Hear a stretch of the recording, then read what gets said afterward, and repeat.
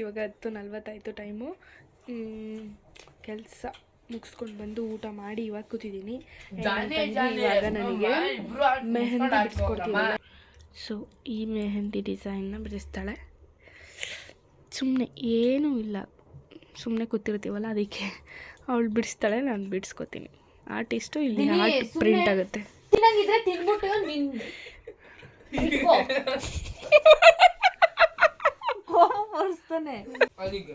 ನಾನು ಜಾಬ್ಗೆ ಹೇಳಿದ್ದು, ನಿನ್ನ ಬಾಯಿಗೆ ಹೇಳಿದ್ದು, ನಿನ್ನ ಮೂಗಿಗೆ ಹೇಳಿದ್ದು. ನೋಡಿ ಇಲ್ಲಿ ಬಿಡಿಸ್ತಿದ್ದಾಳೆ. ಫುಲ್ ಕಂಪ್ಲೀಟ್ ಆದ್ಮೇಲೆ ಡಿಸೈನ್ ತೋರಿಸ್ತೀನಿ.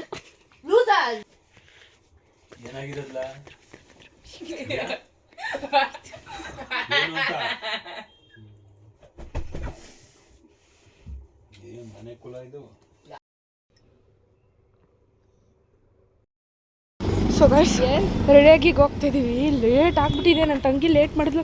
9:20 ಆಯ್ತಿಲ್ಲ ನೋಡಿ. ಆ್ಯಂಡ್ ಮೆಹಂದಿ ಯಾವ ಕಲರ್ ಬಂದೈತೆ ಅಂತ ತೋರಿಸ್ಲಾ.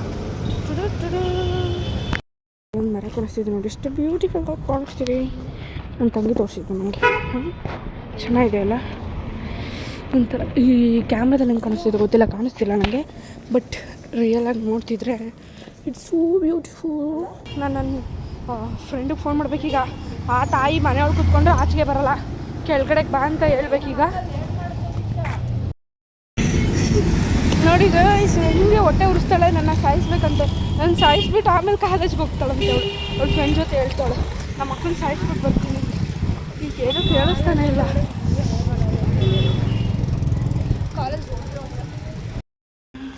ನೋಡಿ ಇದ್ದೇ ನನ್ನ favourite place in Bangalore.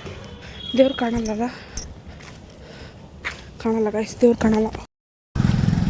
So ನಾನು ಹೇಳ್ದೆ ಅಲ್ವಾ ನನ್ನ ಫ್ರೆಂಡ್ ಬರಲ್ಲ ಅಂತ, ಅವಾಗ ಫೋನ್ ಮಾಡಿದ್ದು, ಇನ್ನೂ ಕೆಳಗಡೆಗೆ ಬಂದಿಲ್ಲ. ಈಗ ಕಾಲೇಜಿಗೆ ಬಂದ್ವಿ. ನೋಡಿ ಆರ್ಟಿಸ್ಟ್ ಏನು ಮಾಡ್ತಿದ್ದಾರೆ ಕೂತ್ಕೊಂಡು ಅಂತ. ಎಲ್ಲರ ಹೆಸರು ಬರ್ಕೊಂಡು ಕೂತಿದ್ದಾಳೆ.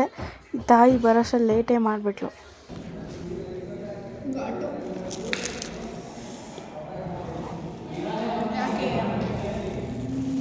ಏನೇ